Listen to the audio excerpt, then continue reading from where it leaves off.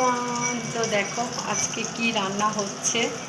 সবে মাছটা ভেজেছি, তেলাপিয়া মাছ, 3টে মাছ। আমরা যেহেতু 3জন, তো রাতে তো ভাত খাওয়া হয় না, সেই জন্য দুপুরে ভাত বলে 3টে মাছ করবো। তেলাপিয়া মাছের ঝোল করব। দেখো বেগুন আর আলু ভাজা করছি, মাছ ভাজা হয়ে গেছে। আর তার সাথে করব থোড় করবো। থোড় এখনও কাটা হয়নি, দেখো থোড় এখানে রয়েছে, এখনও কাটা হয়নি, কাটবো। তবে চিংড়ি মাছটা ছাড়িয়ে নুন হলুদ মাখিয়ে রেখে দিয়েছি, কারণ অনেকটা টাইম লাগে চিংড়ি মাছ করতে, আর কেমন একটা হয়ে যায়, সেই কারণে মোটে করা হয় না বলে। দেখো বেগুনগুলো ভাজা হয়ে গেছে আমার, বেগুনগুলো তুলে নেব। এইটা এক এক করে তুলে নিচ্ছি। এবার মশলা করে নিয়েছি। মশলা হচ্ছে গিয়ে আদা বাটা, জিরে বাটা আর কাঁচা লঙ্কা, এই হচ্ছে মশলা, বুঝেছো?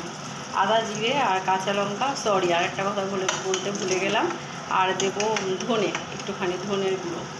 এইবার এই যে দেখো 4 পিস আলু, জাস্ট 4 পিস আলু দেখো এর মধ্যে মশলাটা করে নিয়েছি। বাটা বলতে মিক্সিতে বাটা, বুঝেছো? এবার মশলাটা দিয়ে দিয়েছে।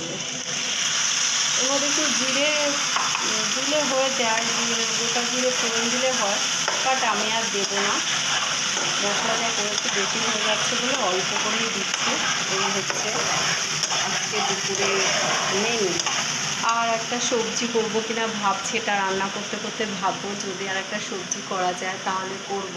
তো আমার মেনুটা কেমন হচ্ছে তোমরা কমেন্ট করে জানিও। তার সাথে দাদা লাউ নিয়ে এসছে, বাট আজকে লাউ করবো না, বুঝেছো? এত কিছু, আমাদের 3জন তো এত কিছু লাগে না, বুঝেছো? দেখো কত সুন্দর কচি লাউ, পুরো সবুজ কালার একদম। তো ক্যামেরাটা ঝাপসা ঝাপসা দেখাচ্ছে। এবার দেখো মশলা কষাচ্ছে, এই যে। আর দেবো না, মশলা একটু বেশি আছে, বেশি করেছি, পুরোটা দেবো না, বুঝেছো? আর এক হাত দিয়ে দেওয়াও তো দিতে পারবো, আমরা জানো। এভাবে দিচ্ছি। এবার একটু এর মধ্যে একটু হলুদ দিয়ে দেবো, বুঝেছো?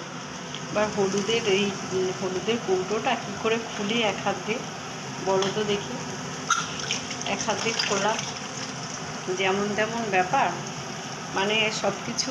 এর জন্য যারা রান্না করে না, দেখি রান্না রেসিপি করে, তারা সব কিছু ঢেলে ঢেলে একটা পার্টিতে নিয়ে নেয়। শোনো একটু হলুদের কৌটোটা খুলে দে তো।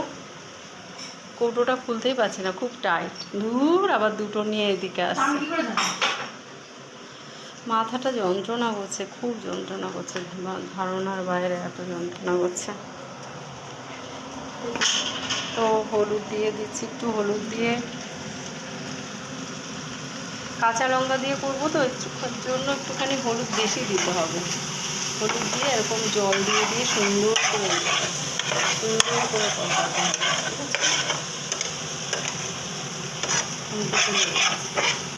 হালকা হালকা জল দিয়ে দিয়ে কষাতে হবে। যত মশলাটা কষাবে না তত ভালো হবে। আর এর মধ্যে একটুখানি ধনে পাতা দিলে দারুণ হতো, দারুণ। কিন্তু ধনে পাতা তো দাদা আনে, ধনে পাতাটা দিলে খুব ভালো হতো। কালকে ধনে পাতা দিয়ে ডাল করেছিলাম। তো যাই হোক, ভিডিওটা এখানেই, টাটা, সবাই ভালো থেকো, হ্যাভ এ নাইস ডে।